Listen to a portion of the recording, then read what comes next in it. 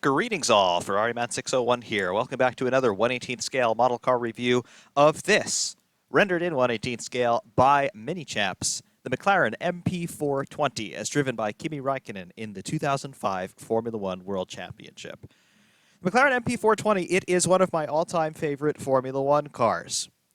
Many moons ago, F-Man was not quite a little kid, but still a littler person than he is today, and he was a brand new Formula One fan. And the Monaco Grand Prix was in town, or, well, it was in town in Monaco. It was on television in town where I lived at the time, and I decided I am finally going to figure out when a Grand Prix is happening, and I'm going to set my alarm, and I'm going to watch it, and I'm going to enjoy it. Because up until that point, I really knew what Formula One was, and I had seen several races, but they were always tape delayed. And I wanted to watch one live and really understand what this spectacle really was and appreciate it for what it is. And that is the day that I truly count as having become a real dyed-in-the-wool Formula One fan. And this was the car, to those of you who know your Formula One history, that won that event. And it really captured a place in my memory forevermore. And, of course, when I found this model of the MP420, I absolutely had to have it. It's Kimi Räikkönen's McLaren. It won that day.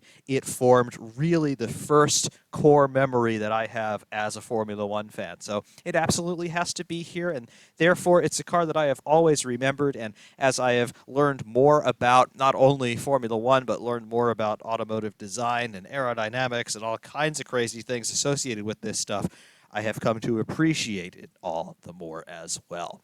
But 2005, it was a very interesting season. It was off of the back of several years of Ferrari and Michael Schumacher dominance. It saw the end of that dominance by Ferrari and by Michael Schumacher. By the end of the year, we had new world championships won in the drivers and constructors categories. Fernando Alonso winning his first driver's title. Renault winning their first constructors title since 1995 when they were Benetton, winning with Michael Schumacher, ironically enough. But it was all change in this era. It was the last year for the V10 engines up and down the grid as well. So that iconic sound that so many of us came to associate with Formula One, it was gone at the end of 2005, and many of us still say we really should have hashtag V10 forever even today. But regardless, the MP420, it was embroiled in the championship fight in that last year of the V10 era all season long. Ultimately, it came up just a little bit short, but it still had an absolutely incredible competition record, and it is a really spectacular race car when you start to take a look at how it worked and the things that it had as general characteristics that made it tick. So let's take a look here at the McLaren MP420, talk about the nearly championship year that Kimi Räikkönen had off the back of another nearly championship year in 2003 that Kimi Räikkönen had. But this is still a fantastic car. Kimi Räikkönen, of course, a fantastic driver, eventually getting his world championship. But 2005, it almost came good for Räikkönen and McLaren. Let's take a look at the machine that enabled them to have those really great performances. The McLaren MP420. 2005 seems like it was an awfully long time ago, but to me, seems like it was only yesterday. Or, let's be fair, maybe it was really last week or so. But regardless, to me, it doesn't feel like it was all that long ago that this car and ones like it were gracing the circuits of the world. However, to me, the McLaren MP420 is one of the all-time greatest Formula One cars, and I don't simply have this opinion because it was the car that won the first Grand Prix that I made a point to set my alarm clock for way back when, and watch it and enjoy it and know that I was watching a Formula One event.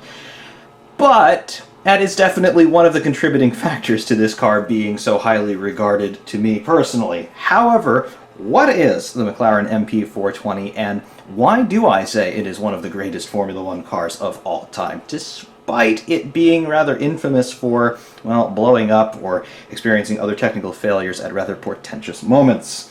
The MP420, it is the Formula One car that was designed and raced by McLaren International for the sole purpose of competing in the 2005 Formula One World Championship.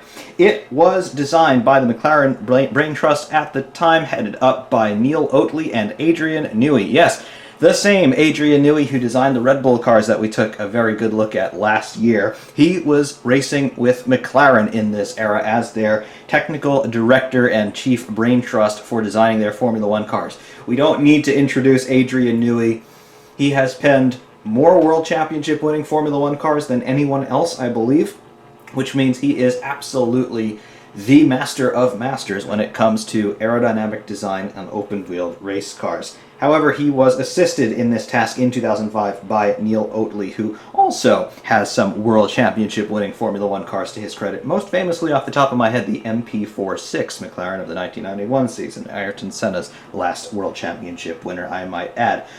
Assisting Oatley and Newey in this was Paddy Lowe, the engineering director in this era. Paddy Lowe also going on to race with Mercedes in the Lewis Hamilton era later on. Chief designer on the car officially, though, Mike Coughlin. Yes, the same Mike Coughlin who would later become embroiled in the Spygate saga in 2007 with Ferrari and the Kinko shop someplace outside of London and taking the technical data, but I digress. Pat Fry also assisting as chief engineer of the mechanical design department in this era. Nicholas Tombasis, who is chief engineer for aerodynamics. Not to be confused with head aerodynamicist, who is Newey, but we're talking about manufacture versus conceptual design here. Tim Goss, principal mechanical engineer in terms of the setup and manufacture and physical assembly of the car. Peter Prodromo, who is the head of aerodynamics for the McLaren International Organization. And Mario Ilian, who was responsible for designing the engine in the back of the MP420. The car was immediately preceded in its Formula One racing career by the McLaren MP4 19B of 2004, and that car was the direct progression from the ill-fated MP4 18, which never actually raced, but that was a 2003 car that debuted many of the features that we see here on MP420, but they were a little bit not quite ripe enough for this world, and the car never actually saw action in anger. The car was succeeded in 2006 by the V8 engine McLaren MP421. So this is the last V10-powered McLaren Formula One car. Technical specifications on this car. It is a 2005 Formula One car, so we expect to see carbon composites everywhere, and indeed we do.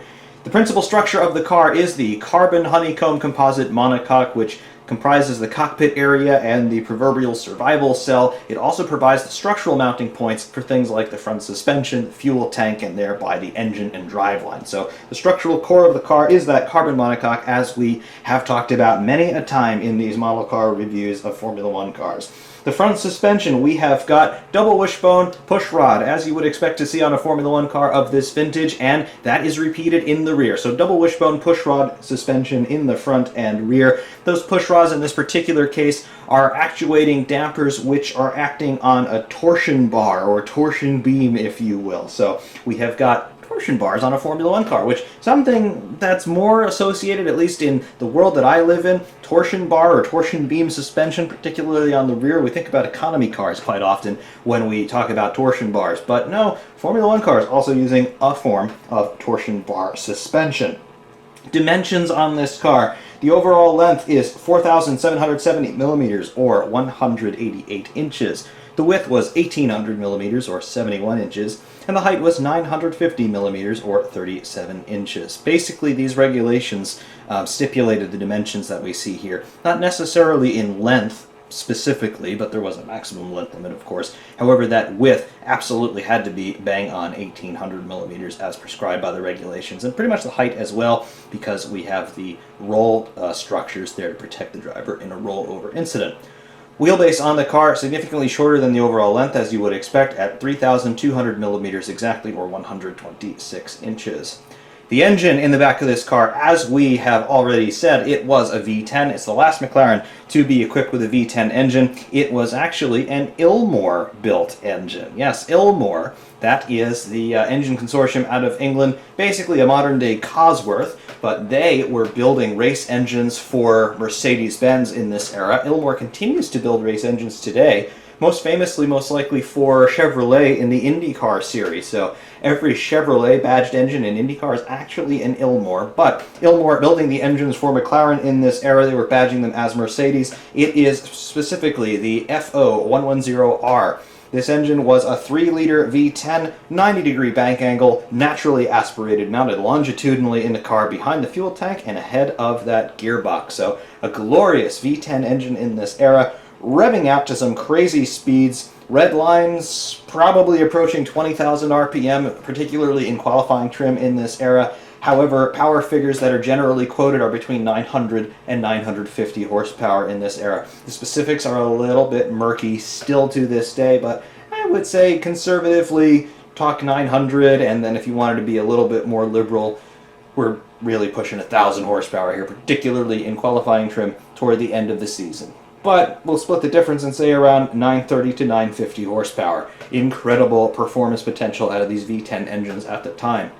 That engine power was being transmitted to the rear axle and the rear axle only, so rear-wheel drive exclusively. That was coming through a 7-speed plus reverse semi-auto sequential gearbox, paddle actuated by the driver, electro-hydraulic shifts being realized through the ECU, and the car's hydraulic pumps, of course, 7 forward ratios in that box, as you would expect in Formula One cars of this era, although it was not a universal.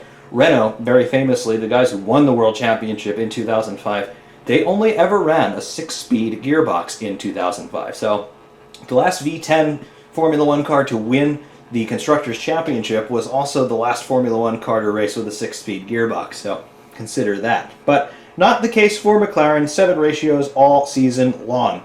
The fuel, as the sponsors on the car would belie, Mobil 1, providing the fuel and lubricants for that Mercedes Ilmor engine, and of course McLaren's systems as well in terms of designing a gearbox using the Mobil lubricants as well. Very cool stuff. Additionally, you can see here Michelin tires on this car. 2005 was the penultimate year for the tire war in Formula One between Michelin and Bridgestone.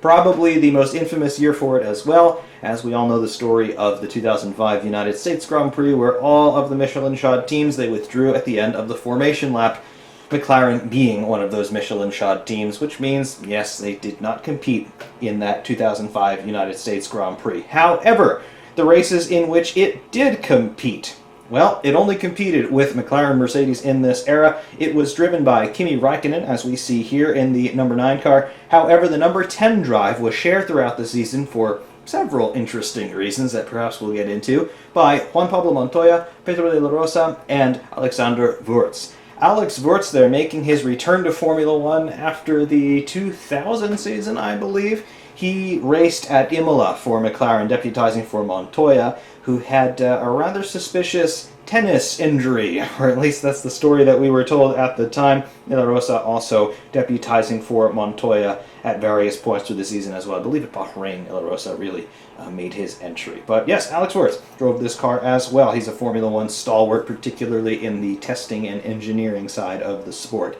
However, the car is credited with having entered 19 races, which was the entire season, although it did not actually start the US Grand Prix, so really it competed in 18 races. Out of those 18 or 19 entries, though, it managed to take 10 victories, 18 total podium finishes, 7 pole positions, and 12 fastest laps. However, the balance of the season dictated that this was not sufficient for the Constructors' Championship or the Drivers' Championship. Between Räikkönen, Montoya, Wurz, and De La Rosa, the car scored 182 points in the Constructors' Championship. Not enough to overhaul Renault, unfortunately. This really was down to reliability. If we go through the season results here for the MP420, how many retirements do we see here? Really, we have only 2 proper retirements for Räikkönen. We do have that DNS for the United States Grand Prix. However, what else do we see here on the rostrum? Various mechanical issues caused lower than expected finishes, a few finishes out of the points in Malaysia, for example, the European Grand Prix, where a flat-spotted tire meant that Räikkönen suffered a spectacular front suspension failure at the start of the final lap, classified 11th, but he didn't actually cross the line to finish the race. Montoya, he had 4 retirements in France, Hungary, Japan, and China. And De La Rosa's single start, he finished 5th in Bahrain, so that's a fair effort. Alex Wurz actually got a podium. He finished 3rd at Imola. So a storied bag, a mixed bag for the MP420. However, when your opposition is scoring 1-2 and 1-3 finishes left and right, You can't afford to finish 4th, 5th, 7th, 6th, 8th, 11th. You can't afford to have too many of those days, despite winning 10 races, more than your opposition. Unfortunately, that's exactly what happened to McLaren in this era. Renault simply were more consistent. They did not have the faster car, but they did absolutely have the more reliable one. And that is what wins championships. It's good to be fast, yes, but it's better to finish races, and it's better to finish races as high up in the order as you can. Renault managed to do it. McLaren, despite having this absolute stunner of a car, and if we could put this head-to-head with a modern one, it would be times faster than a modern one, and perhaps even times faster than a 2020 Formula One car, all things being equal. One of the greatest of all time on all-out pace did not win the championship because speed is not everything in motorsport. Such is the story of the MP420. Stopping our rotation now and taking a look at what's generally going on here with the design on the MP420. Well, those of you who are familiar with mid-2000s Formula One design will see something that looks pretty conventional here from the macrocosmic outside picture, and, well, that's generally because it pretty much is. We do see the exploitation of the regulations that were brought in for 2005, namely the front wing heights that we had to have. I will say that the front wing on this model is a little bit too low, and I'm not entirely sure why that is the case, because things seem to be pretty proportionate on here. But you do see this exaggerated spoon profile across the front leading edge profile of that front wing, and that is something that would have been on the car, but it wouldn't have quite been that low on the real deal, but we do see it here. Again, that spoon profile, as we have said before in other reviews, that is there because the FIA instituted a minimum front wing height in this era. They instituted this for 2005, and they carried it through to the end of this general raft of regulations through 2008. But they did not stipulate that the front wing had to be at a uniform height across the ground over its entire leading edge profile. Therefore, the team said, we'll drop it down in the center because the lower you can get that wing, the more efficient it's going to be. So that's why we see either a spoon profile wing like we have here on MP420, or we have a gantry type wing that we saw on the Ferrari of this era. But that's why you've got that front wing design, and we have it here on MP420. Additionally, you can see that we have got three main plane flap surfaces here. A little bit easier from this side to see that, but yes, you can see that we have got multiple elements there. But what you do not see are bridge elements here. That was something that only came on beginning in the 2006 season, Ferrari introducing those bridge wings that we ended up calling them. We did not really see that in 2005. We saw winglets that started to crop up in this area of the wing, much like we would see much later on, beginning in 2017, really. But we did not have those bridge elements that actually connected the nose tip to the end fences above the main plane surface of the wing. We did not see that yet. That would not come until 2006. Other things, though, that we do see on 420, we do see our front suspension, the pickup points here, wishbone, and then pushrod coming in at roughly 45 degrees for our front suspension geometry. Very, very nice. And you can also see those grooved slick tires here, brought to you by Michelin, something that you don't see very much in Formula One anymore. Continuing down the side profile of the car, what else do we see? We've got some barge board activity going on here. Of course, we'll take a better look at that later on. And then, of course, our side pod and the absolutely massive radiator inlet, as you would expect for a V10 car. Big engine with a lot of reciprocating mass, therefore we have got a lot of cooling water in there to keep everything down to operating temperatures, and we need to ventilate that, so big radiator inlets there for our side pods. Also on the side pods, something that we really don't see anymore, you see this. It looks like a fin just from this profile, but it's actually a chimney. This exhausts the hot air from the side pod after it's passed through the radiator matrix inside, so we can ventilate all of that air and just send it out away from the car. Inertia and the collective flow of the onrushing airstream means that this is going to be pushed back pretty quickly, but that's all it's doing. It is just a passive exhaust, allowing the momentum of the inrushing flow into the side pod to push the hot air out. And then this cycle continues to repeat as the car is moving forward through the air. Additionally, more things that we see here. We have got this big strake, which turns into an upwardly turned winglet ahead of the rear tires.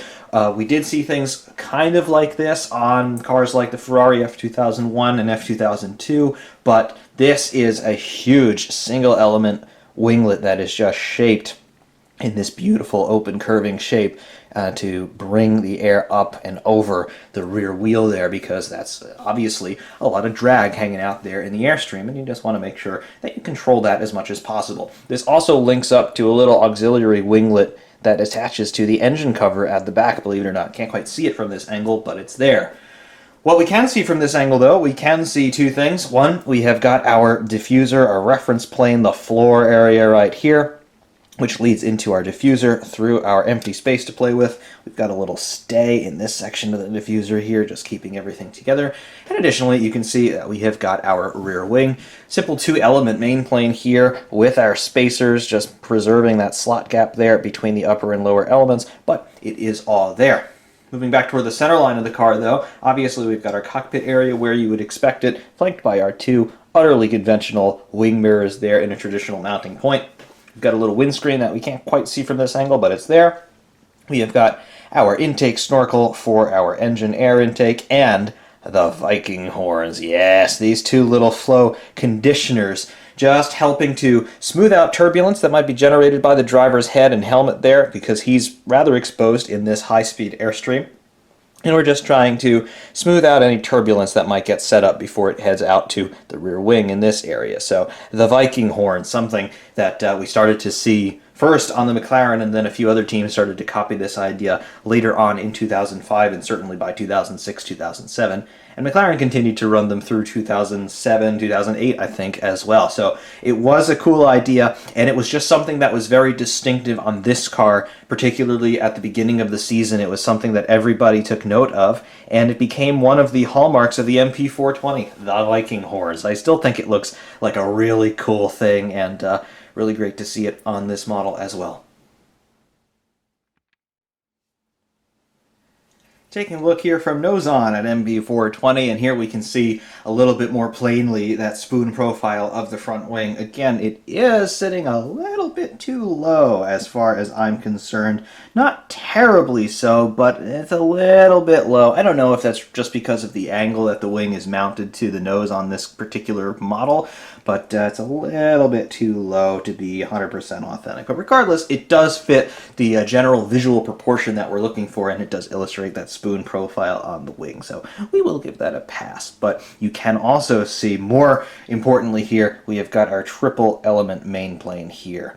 These gaps here, they're not real, they're just illusions there created by the geometry of the plastic itself, so the shadow is just falling in there. So it works well enough, but not really a 100% aerodynamically accurate representation of what that wing actually would be.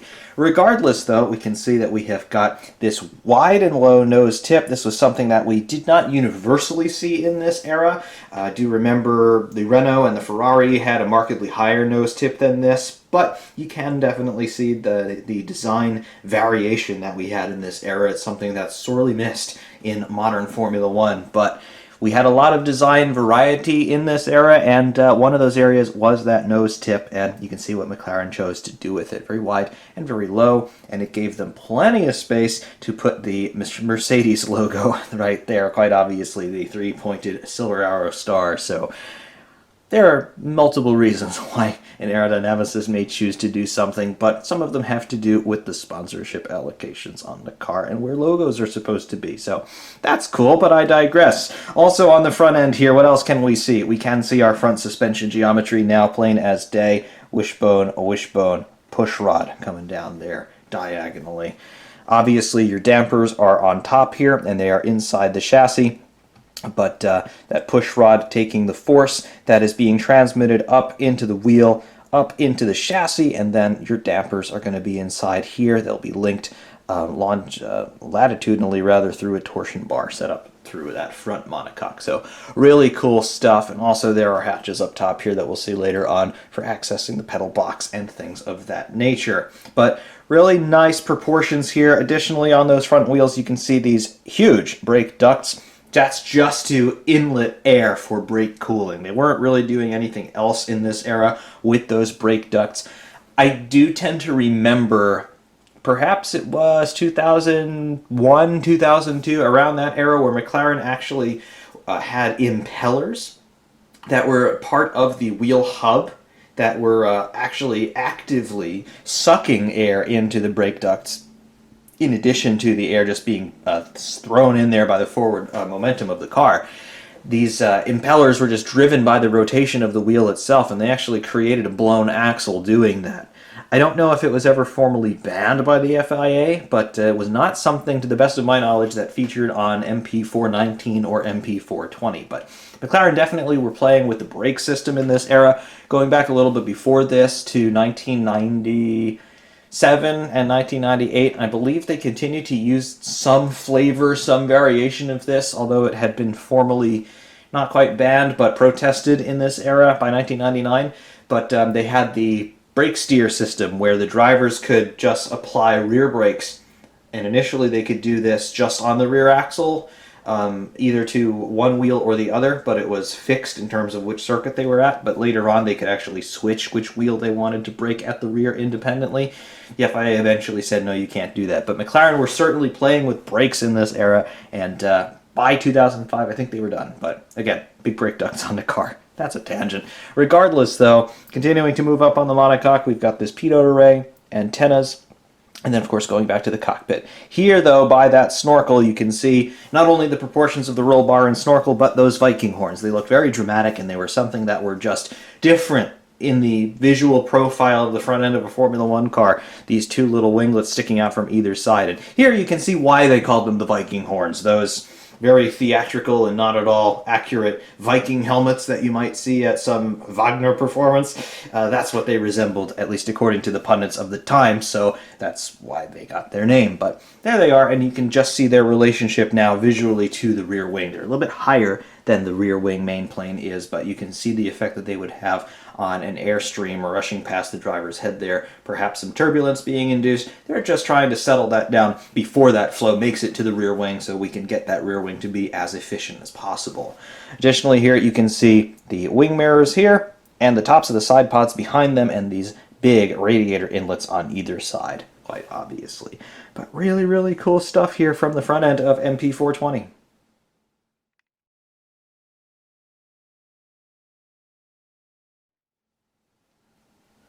From the right side of MP420, what do we see? Well, now we can start to appreciate the whole car as an aerodynamic package. Adrian Newey was really good at this sort of thing, and he started to do this early on in his Formula One career, back with the Leighton House March team. Remember him talking about, I think it was the 1990 March, where he was talking about how it was the first time he was able to treat the entire front end of a car as a complete aerodynamic package. What we're seeing here in 2005 with McLaren, he has taken that philosophy and he has applied it to the entire car, more or less. So not just big sections of the car, but whole cars now are working in unison with one goal in mind in terms of what he wants to do with the airflow. And with this car, it's really doing twofold work. One, we have a lot of topside aerodynamic stuff going on, as we've already talked about with the assorted winglets, but we have a lot of under tray and underbody and rear end aerodynamics happening as well, which we still have to delve into. But this car certainly addressing a twofold problem in a very synchronous sort of way, and it's something that's just visually very appealing as well. However, here on the front end, we can see that front wing. We're not quite touching the ground with it, but again, we are a little bit lower than I think it should be for the proportions of the model, but it looks well enough. We can also see our front wing end fences right here. We have got this dive plane, and we have got this vortex generator down here at the bottom, that inverted U channel. Also, the profile of this end fence, it is in 3 dimensions here. It starts to bubble out where that M is in mobile. So it is in 3 dimensions there. And that's just a vortex generator just trying to accelerate some flow through that front axle to try and cut down on the drag that, of course, it is going to be producing. Not so much in the way of outwash, though. It's more so trying to induce vortices just to help the air speed through that front suspension rather than avoid it altogether, because we're going to have to go through it sooner or later, so we might as well try to do it as quickly and painlessly as possible. Regardless, though, as we continue to move rearward, now we can start to appreciate the barge board action that's going on. Not so easy to see because we have basically black on black here, so can't quite see things all that well, but obviously our primary barge board is right here. It is a rather complex shape. We have got this area, which is a little bit more blistered outboard relative to the lower side, which is obviously flared outboard, but it is not blistered. So we've got ourselves some very complicated geometries on something that more or less looks like a flat panel. So we'll have to take a closer look at that later on when we go freehand. But some very, very good thought going into the design of these barge boards. And ultimately, what are we doing with it? We're trying to make sure that we can steer air, first of all, toward our radiator inlets for cooling, but more importantly, from an aerodynamic sense, we want to help that air start to entrain itself along the reference plane. Because if we can entrain it along the reference plane, we can do two things. We can seal the under tray as much as we can with a sort of virtual skirt, a vortex skirt, if you like, between the reference plane and the ground, as well as entrain some other air along the side of the side pod, which is actually rather severely undercut, much more so than you might think in this era. And then that air will entrain itself along the side pod and feed the top side of the diffuser through the under tray that way. So two things that the barge boards are really trying to do, and obviously they did it quite well. Moving back toward the center of the car, first of all, top side, here is the turning vane chimney that we talked about earlier. That looks very, very nice. And you can see that we have got ourselves an opening up top here. Perhaps not quite able to see that from this view, but there is an opening here as well for that hot air to exhaust out.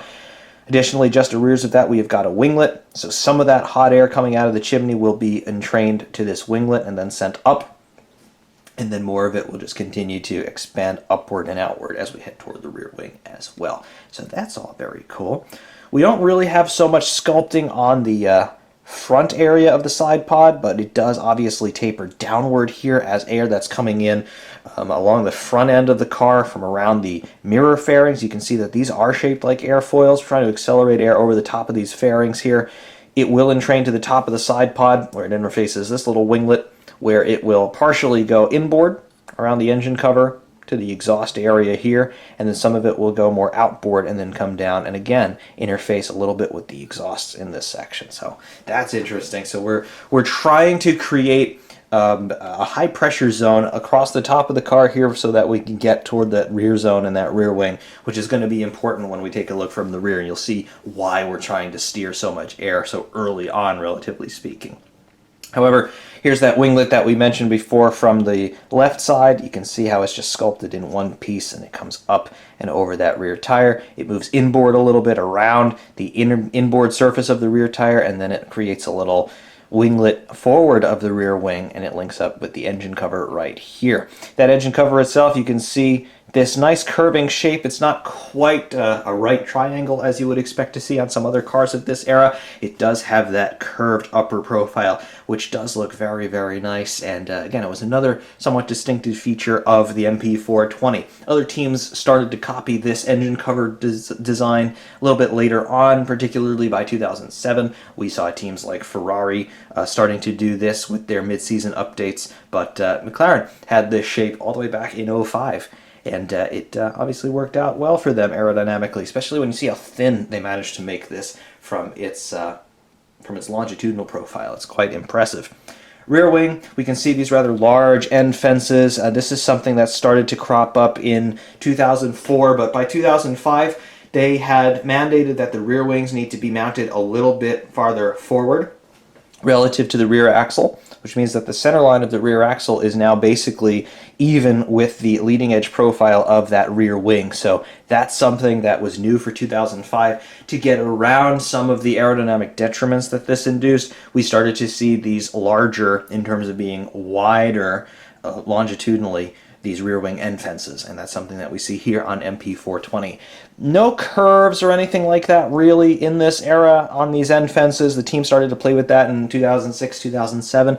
For 2005, though, they were still basically flat end fences like we had seen in prior years, going back to 2003 and earlier. But the shape of them and the overall longitudinal scope of them started to change here in 2005 with those rear wings being moved a little bit further forward. Wheel and tire assemblies, though, going back to the front end, there you go. Your Michelin 13-inch grooved slick, your 13-inch wheel and your wheel nut with the safety pin there. And then, obviously, your rear wheel, effectively the same, just a little bit more inset there on the wheel hub because we have a slightly wider rear tire. Tires were also interesting in this era because these pit stops that we were making, we were not changing tires in the pit stops. That was one of the very strange rules that was only in effect for 2005. The FIA said, well, we need to do something to make Ferrari lose, and changing tires was something that they said, oh, we don't need to do that. Michelin is going to have a better tire. That's my conspiratorial mindset talking a little bit there. But no, we did not have tire changes in 2005. Thus making these wheel nuts and things designed to be changed quickly, it made them a little bit redundant, but they were retained because that rule was scrapped for the end of 2005 anyway. But just an interesting note about 2005 races, you will see that nobody changes tires in pit stops, or if they do, it's only one, not all four, and they don't do it every time they stop. So just a little something about the races in this era that were a little bit strange, but that's what it is.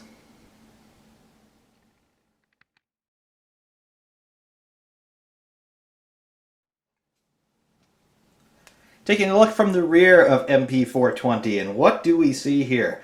We see a lot going on here. Yes, we do. And some of the things that we pointed out earlier in terms of the shapes of mirror fairings, the shapes of side pod, particularly top side pod surfaces, it's going to start to make sense now. First of all, macrocosmically, what we see here on the rear, we have got our rear wing, our double element rear wing, as you can see, with a little slot gap between the flap and the main plane surface. We have a beam wing right here, as you would expect, rain light and rear crash structure, and then we have got rear suspension elements, as you would expect. One of the things that was also different for 2005, though, is diffusers. Not necessarily diffuser placement or the function of a diffuser, but the overall size of diffuser strakes and diffuser levels. This is effectively a double layer diffuser in terms of what do we see macrocosmically. We have got one level and then we've got a second through that central tunnel. But unlike cars from, say, 2004, we do not have nearly as many strakes coming from the top of the floor down toward the bottom of the floor, as you will, in terms of the lengths of the strakes that you could have had. In 04, we had diffuser strakes that, first of all, we had more of them, but we had higher diffusers on the outboard areas, and they also had longer strakes that were more sculpted, more streamlined, lots of open curved profiles in this area, and they just worked better. They were a little bit less harsh on the air, and they allowed the air more room to expand and therefore increased the low pressure under the car, which created more suction, more downforce. 2005, we tried to cut down on some of that, and therefore we have got these cut-down diffusers. They're a little bit more squat in appearance, and they do not have nearly as many strakes to them. However, trying to compensate for this, Adrian Newey in particular did some very interesting things. Yes, we have that cut-down diffuser, but what we could do above that diffuser in terms of our topside arrow is rather different and rather interesting. You can see very prominently on the rear of this car those exhaust outlets from either side of that V10 engine. You can see they look rather menacing from this particular angle, and that is for a good reason. They are the topside periscope style exhausts that were first pioneered by Ferrari going back in 1998 on their F300. However, they're not just periscope style exhausts. You will see to either side inboard of them we have got this ballooning sort of structure here. What is that? Well, that's the gearbox casing. And you would say, well, that's an awfully big gearbox casing on a Formula 1 car. I know this is from 2005, but surely the technology was a bit better in this era. They could make that a little smaller, could they not? And yes, of course they could. However, the gearbox itself is smaller than this, but this big gearbox casing was there for quite an explicit reason. Because we had lost a lot of that flow through the diffuser, we had to make up for that. We had to create downforce in some other way. And we chose to create downforce in some other way by doing it with the exhaust. This car does not have a blown diffuser, but it does use exhaust blowing to create rear downforce. It also uses a little something called the Quanda effect that we talked about at length on those Red Bull cars. What do we mean by this? Well, you can see here we've got our exhaust outlets on either side from either bank of that V10 engine, and they are going to be blowing slightly inboard toward the center line of the car. When they do that, that exhaust flow is going to attach itself to this gearbox casing. When it does, it's then going to do two things. This little auxiliary winglet right here, which is actually forward of the main rear wing, it's also forward of the beam wing, quite obviously, it's going to accelerate air underneath this auxiliary winglet there, which is going to serve to steer that high-speed flow to two areas. One, the top side of the rear suspension wishbones, which is why they're coated in that gold foil for heat dissipation, which in turn is going to steer the air toward the beam wing.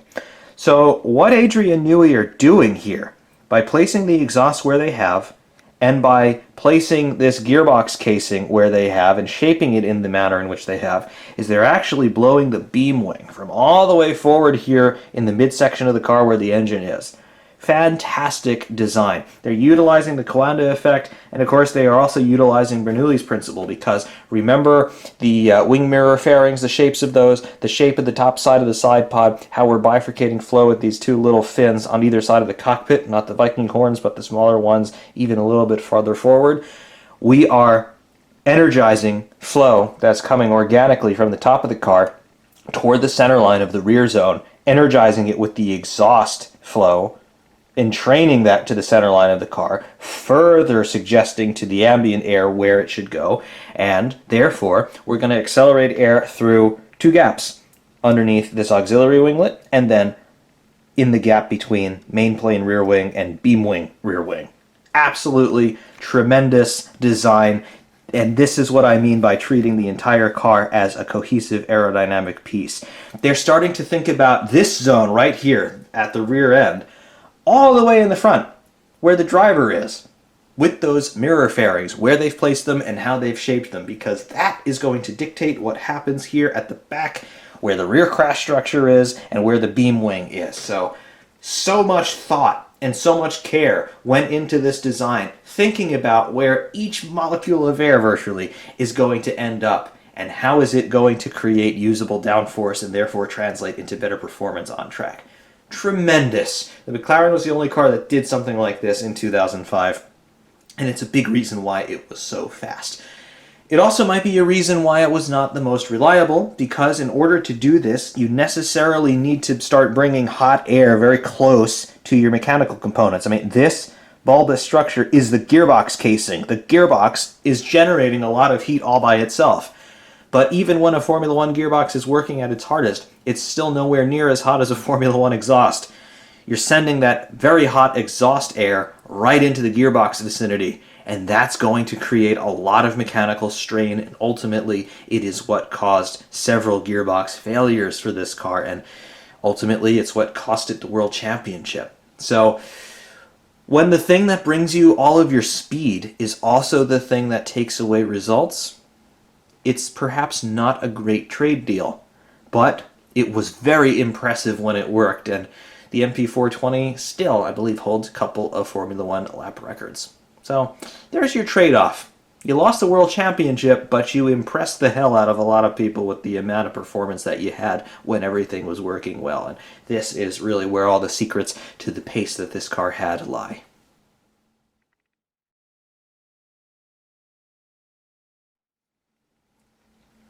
Taking a look at the left side of MP420, just for the sake of continuity here. Car is pretty much 100% symmetrical, so anything that we saw on the right side is going to be repeated here in mirror profile on the left. But again, you can see, just taking a look at the car from stem to stern, you can see the overall rationale of what's going on. There's so much emphasis being placed here toward the rear end, because that's, again, where most of the magic was happening.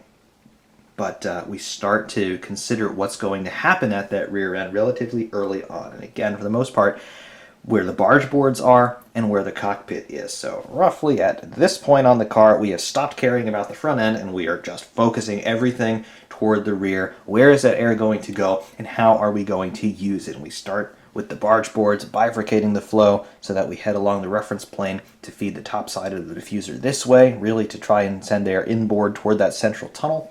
And then we're also considering what we're going to do with the under tray underneath the reference plane with the floor area to create those vortices to seal the floor, that gap between the reference plane and the ground. Top side, we are looking at mirror fairings to send air this way so that it interfaces with the exhaust so that it then converges and then blows underneath that winglet toward the gap between the main plane and the beam wing on that rear wing to create more topside downforce to compensate for what we lost through the diffuser. And it's all being complemented up top by chimneys to exhaust that hot air for the engine, the winglet, and then this big winglet to cut that turbulence from the rear axle. And then finally up top, we've got our Viking horns to smooth out flow to the rear wing to generate more old school traditional downforce that way. So there's so much going on here. And again, they're thinking about everything all the time in terms of where they're trying to steer that flow. And of course, it worked really, really well for the times that, of course, it did work really, really well. When this car was running, it was by far and away the fastest thing on the racetrack. Unfortunately, it didn't always stay running for very long, but that's what it is, and it's absolutely glorious to behold. Going freehand now, and taking a closer look at some of the details that perhaps we were not quite close enough to see earlier on. There's our front wing. Again, there's the gap between that front wing and the ground. It's there, but again, a little bit too low for my liking, but it is there, and you can see the triple element main plane there on that front wing, as you would expect to see there from all the pictures that you've undoubtedly seen of this car. Additionally, there is that end fence there on that front wing, and you can see that three-dimensional shape as it blisters outboard there toward the rear wheel there, to the front wheel rather, and you can see that we're trying to create that vortex really on the inboard side of that end fence so that it goes through the front suspension there as quickly and as painlessly as possible. Additionally, you can see the dive plane on the end fence and that vortex generator underneath, that inverted U channel as well. So, real cool stuff. Additionally, there's the geometry of our nose cone assembly. That looks nice. You can see that curving shape going down to our blunt and rather wide nose tip, but it works well enough. Additionally, our sponsorship allocation there on our nose cone, the McLaren logo down there at the lowest point, and that red accent, I love that. And of course, the Mercedes Silver Arrows triple pointed star there. Very cool. Additionally, there are your sponsorship contingents there. Very cool. Remember all of these companies, SAP, Siemens, AT&T, like all of that. And yeah, very nice. Kimmy's number 9 in this era. Remember, we didn't have drivers picking their own numbers. The car numbers were determined by finishing order in last year's championship in this era, and I actually liked that system better, but it's not what we have today, unfortunately. Additionally, though, pitot array and an antenna for sending and receiving data to and from the pits. Real cool. Front suspension details right here. There's our double wishbone push rod suspension there, here on the left front. Real cool. There's a brake duct, and of course that grooved slick tire. Below all that, you can see that we have got our barge boards here. Not the primary barge boards in this section, but these lower barge boards. Very, very cool. And you can see underneath the nose, we have got, what do we have?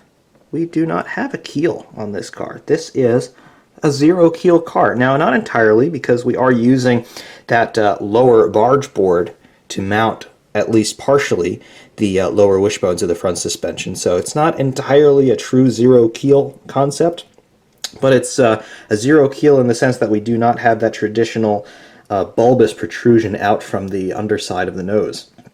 So a hybrid design, I suppose, in terms of zero keel or V keel, something like that. But interesting to note that on MP420. Additionally, top side of the monocoque, you can see that we have got the shut line where the nose structure attaches to the monocoque, as well as our hatches for accessing, first of all, the dampers, and then these two other hatches for accessing the footwell. And you'll notice how small all of these holes are, and that's simply because the more holes you put in something, the less rigid it becomes, and therefore the weaker it becomes. So you want to keep holes, any enclosed holes in a structure like this, as small and as few as possible. So that's why we've got these irregular shapes and these rather small sizes. So the mechanic with the smallest hands would have the duty of doing things in the footwell from this angle. If that didn't work, you'd have to crawl into the cockpit upside down and try to wriggle your head and shoulders into that area, which does not at all sound like a pleasant experience, but somebody probably had to do it at some point. The other side of your front suspension, though, with the wheel and tire, very cool. And then topside profile of that front wing. Looks very, very nice. Heading rearward, there are the primary barge boards, and you can see the detailing going on there on those surfaces. You can see that we're not talking about just a simple flat surface. We've got 3 dimensions going on here with the shape of this, even though it's all in black and it's a little bit harder to see, but it's all there. And then of course that links up, the trailing edge of that barge board links up with the leading edge of the floor. And then for our tongue and T-tray area, we've got these capes that sort of flare outboard. And then the tongue and T-tray proper comes into this section. We can't quite see too well, but it is there. Very, very nice. Top side there is our frontal roll structure, just this little triangular bit of carbon in the cockpit area, and then our snorkel with our red T-bar signifying the lead car for a team, and then the Viking horns on either side. Very cool. There's our cockpit surround, much lower than you would see on a modern car, for example, but it is there, and it's still that crushable foam structure. And then there is our Kimi Räikkönen in the cockpit. Pretty nice detail on his helmet and suit. His personal and team sponsors there, nicely reproduced. Seatbelts are just part of the driver, and they are injection molded there, but they are there and they're painted separately, which looks good enough. Additionally, we've got our steering wheel.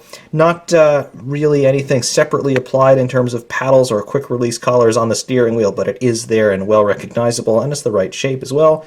And additionally, the steering does work on this model. Very cool.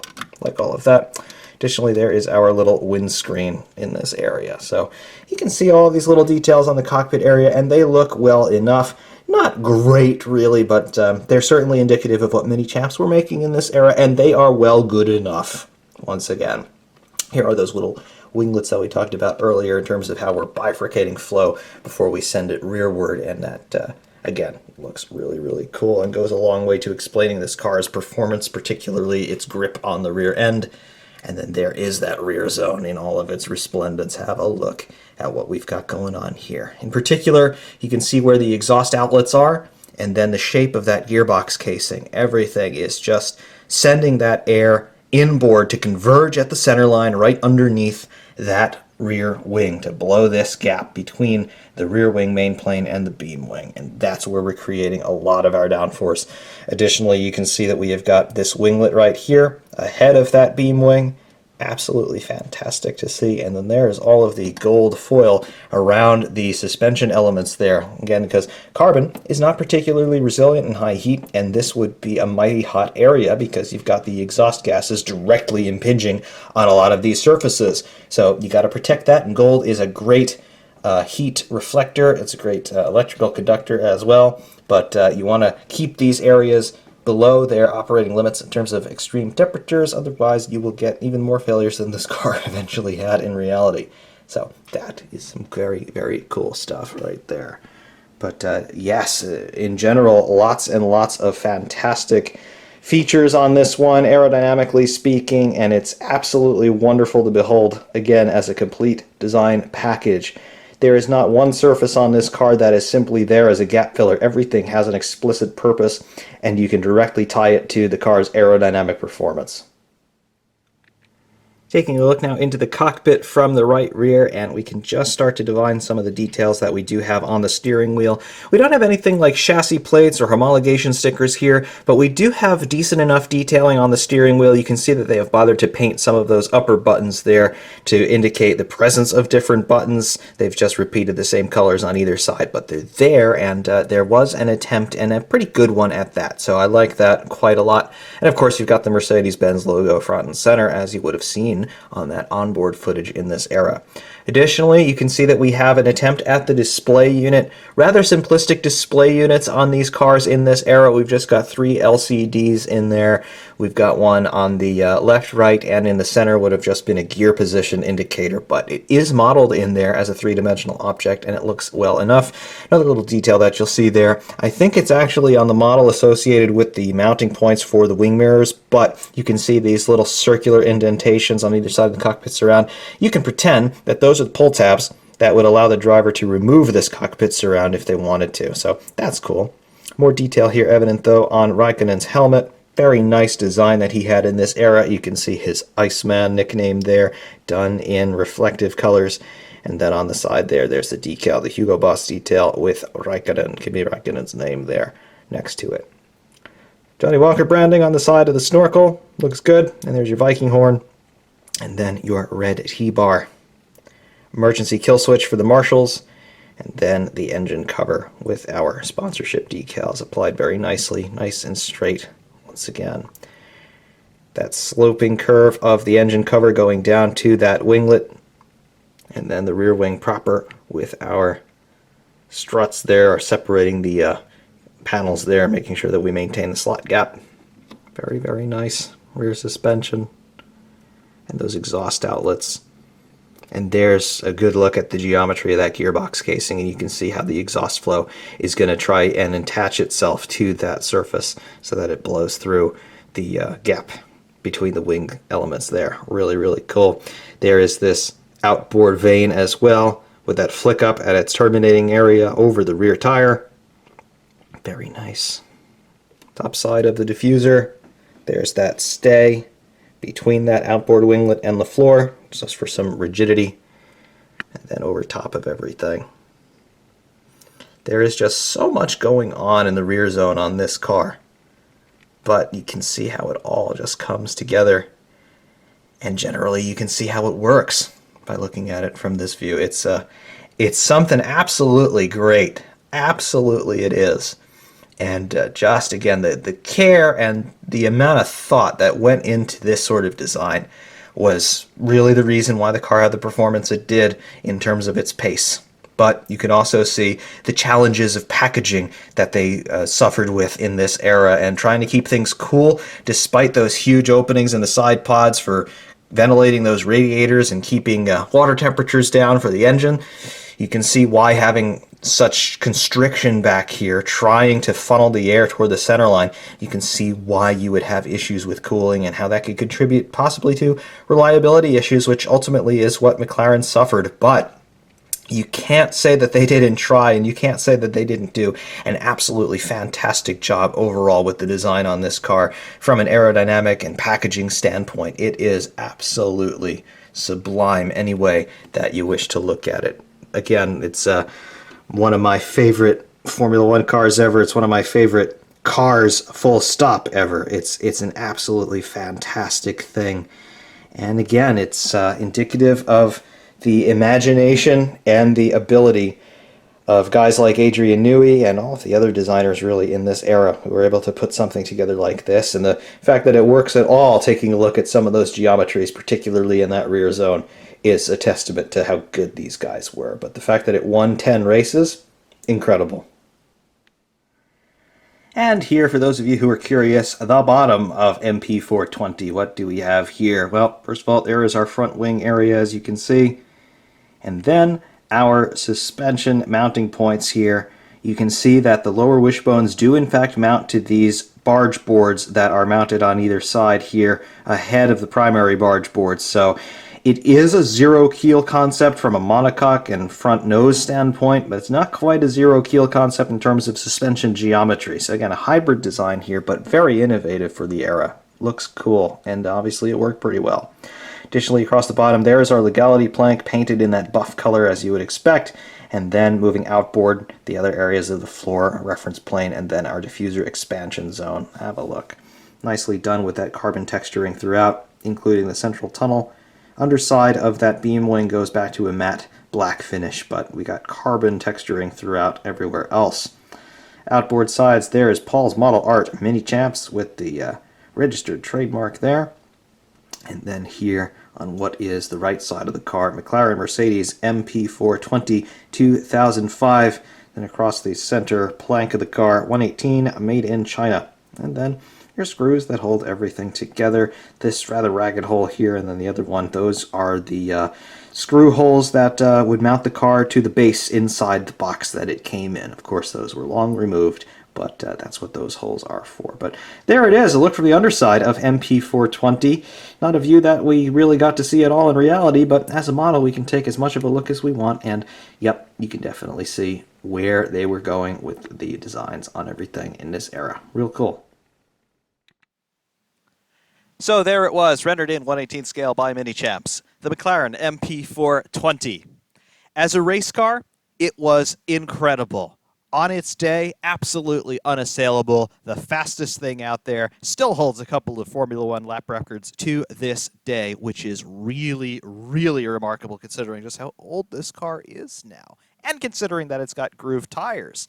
But when it didn't have its day, which unfortunately was more often than not, we either had Montoya retiring, or we had Raikkonen retiring, or more technical issues or strategy issues, things like that that just cost them unnecessary positions lost. Ultimately, it's the death by 1,000 cuts that loses a world championship, and that's what happened to McLaren in 2005. They came so close. They performed so well on so many occasions. They won 10 races. When a team wins 10 races in a season, absolutely you expect them, at very least, to win the Constructors' Championship.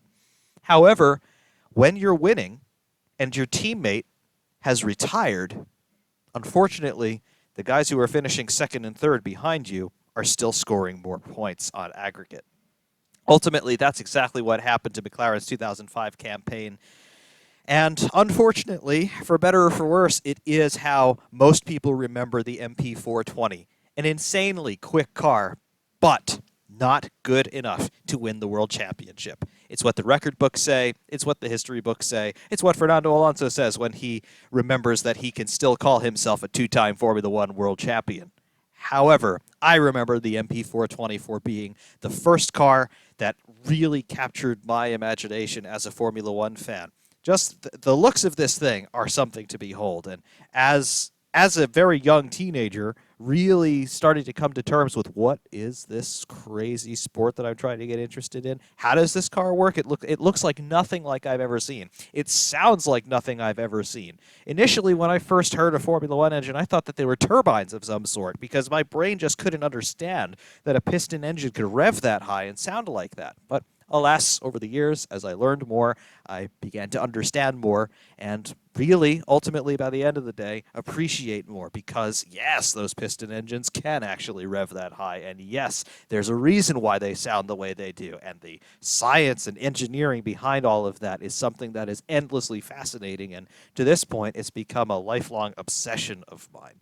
And to that end, that is why I remember the McLaren MP420. It's the one that really introduced me to what Formula One fandom of the era anyway really meant. Everything technical about these cars, everything technical about the tracks and the events and how they're organized and how they're executed. It was also fascinating to me, and this is the car that inspired all of it. This is the one that kept me up at night, trying to search through the still primordial internet in this era. It's the one that inspired me to study foreign languages later on, because sometimes the only information that I could get about some of the stuff I was interested in was in Italian, for example. So this is the car that I owe everything to in terms of being a Formula One fan, in terms of being obsessed with all things automotive.